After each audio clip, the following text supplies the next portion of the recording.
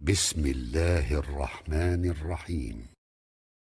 Mevlana bir avudan misal getiriyor şu adamların hakkında ki Allah'ın bağat azamatı ve hayvatını yadına salmanı yöne vallahi billahi deyip müntümen iki müntümen üstünlerini bağlarda ağzını alıp otuyorlar. Kıyamet günde de Hudayi Teala'ya kaçacaklar.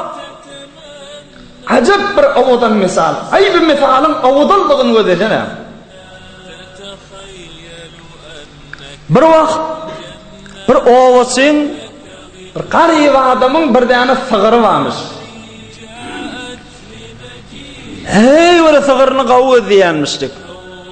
İmini, suvunu.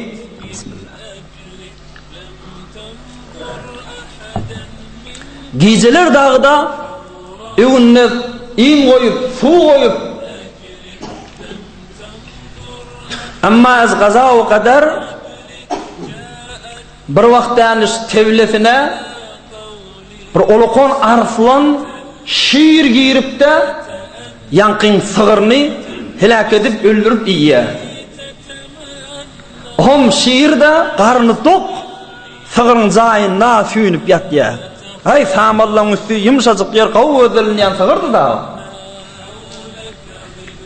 Rustayi gav der ahir bebes şiir gaveş kurdu ber cayeş neşest. Olukon arslan bir sığır soyal sığırdan ulu arslan sığır iyi akanı sığırın cayına süyünüp yatıptır. Karnı tok ola.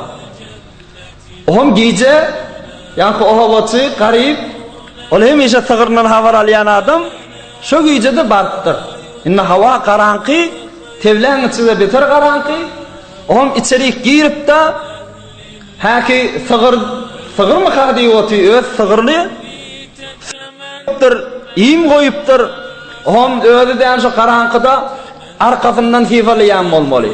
O karnı sifalayan olmalı. Sığırın gün be gün semrip pariyara etme deyip. Dest mimalit ber azay şiir puştu pehlu gah bala gah zir kâde üstünden kâde karnından sifalap hay semrip tıray sığırım deyip. Ama Mevlana inni şiiri keplet ya.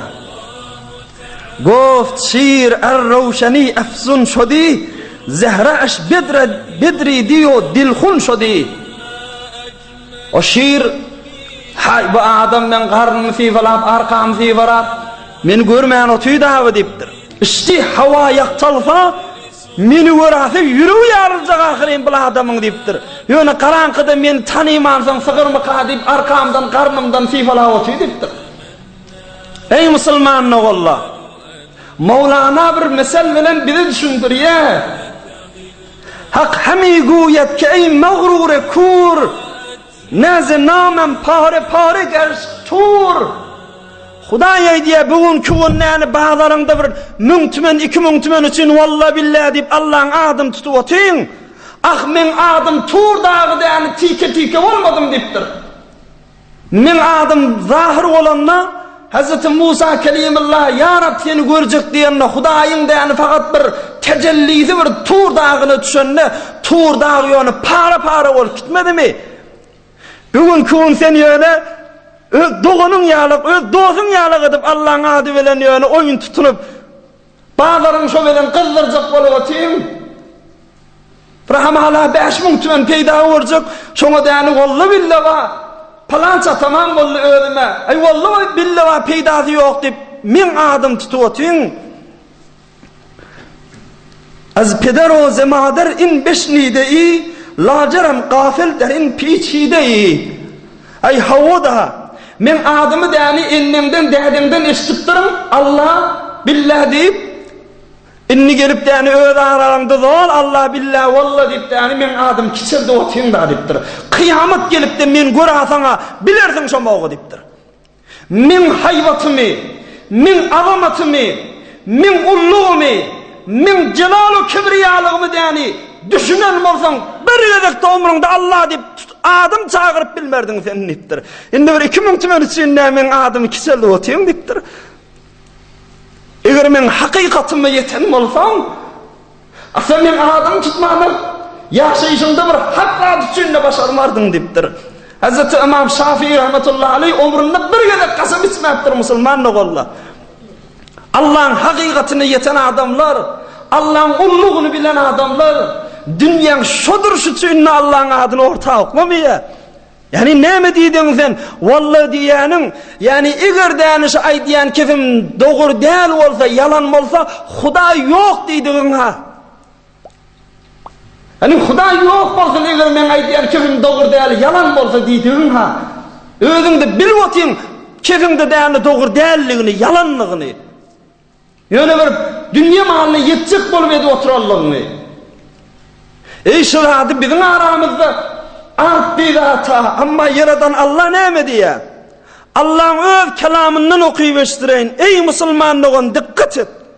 Ey bağlarda turan, tükanlarda turan, haride furuş ediyen, bungalarda turan ve her bir mamelenin içinde gidip Allah'ın adını tutulayan yerlerde hey bir katı haberdar olayın ki Huday Teala ne kadar kıyın veriyor, ne kadar kıyın veriyor ve kıyın veriyorlar direktlik görün ayetini okuyup verin. Kavzetten dikkat edin.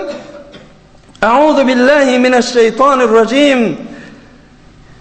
İnnellezîne yeşterûne bi'ahdillâhi ve eymânihim semenen qalîlâ أولئك لا خلاق لهم في الآخرة ولا يكلمهم الله ولا ينظر إليهم يوم القيامة ولا يزكيهم ولهم عذاب أليم. Ey Huday ne kadar kıyıl oraya yalandan kasım içiyen adama. Bir alimin, ahunun, moğlan kefi değil hayvanı derden becerilsin. Yok Huday saklasın. Yaradan Allah'ın öğrey diyesini. Ol bir tor adamları ki yeşterûne bi'ahdillah ve eymanihim, Allah'ın adını tutup kasam içip de satın alıyorlar femenen kalile, azıcık pul, femen pulluydu Arap dilinde, azıcık pula yetecek bolup demen adımı tutuyorlar, haklığı veren nahaklığı veren işi yok. Yalanlığını bile duru diyen şeyciri men adımı valla bille deyip diyen kasam içiyen adamlar ulaike la halaka lehum fil ahireh, kıyamatta şolan hiç pay yoktur diye Huday Teala. Ve la yukellimuhumullah, ve min Huday Teala şolar velin kimleşecektir elliptir. Aslında şolar tevil alacak değil kıyamatta deyiptir. وَلَا يَنْظُرَ اِلَيْهِمْ يَوْمَ الْقِيَامَةِ, kıyamet gün ben aslan şoları gündücük değerliptir. Doğruca manada nasıl? وَلَا يُزَكِّيهِمْ, günahlarından ne kadar affı edip, bahşiş edip, günahlarından ne kadar geçecek der şol adamın deyiptir. وَلَهُمْ عَذَابٌ اَلِيمٌ, şolara bir ıncı diyen Araplarda teyyarlak koydum deyiptir. Her bir tane valla deyip kazamına deyani, neçe yıl cehennemin odun terazine çekiverdi onu. Öz kalanı cinsini deyani bir neçe min tümen üstüne almak için, köveltmek için içiyen kasamlığında neçe şallaklar ve zarbalar ödün için teyyarlık görüver. Zıdanın yok olsa da şu mahallimden tovan et. Hadır ceset, can ceset demoğu, hadır vaktin mamoğu, inni ilçekte bolu da medenneti, 50 yaşın neke adam, hadır da ağzından, vallahi billahi ağzından hayırlanok. Doğasını görürüm mervati, doğası inkardıdır oka. Vallahi doğruyuna diyen niye? O doğasın kasım isteyen hakki sana. Ayağını görürüm mervati, vallahi deyip görürüm ver ya. Yani Allah'ın adı bağışlan, kurcuk bolum aramızda. O insok bollu kiwi. Yani çarvanın oğuçuyum yani şiirin karnını fivalap duran adam bolluk kiwi. Erti kıyamet gün yaktalanma deyani Allah-u Zülcelal'i günümüzde yönü yürükler tilki para olacak değil mi? Şol Allah'ın adını deyani orta oklap kiseldi o tif. Ne kadar ayetini üstünür.